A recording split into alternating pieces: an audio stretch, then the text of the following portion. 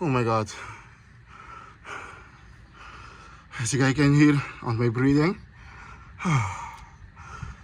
I won. I finally took it out. The handbrake cables, they were a pain in the ass. One I could remove the one easily, but the other one was giving me a lot of headache.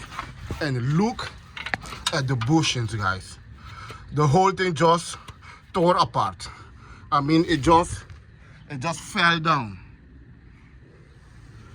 So thank God I decided to remove this, and I already have the new bushes.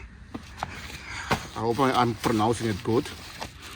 So I ordered the polythene.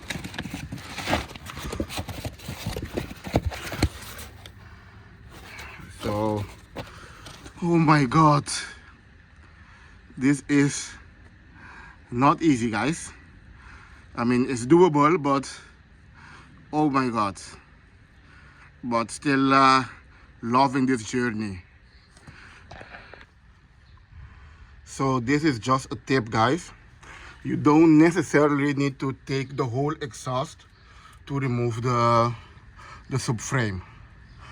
You just need to remove the bracket, and then you can pull the shaft out.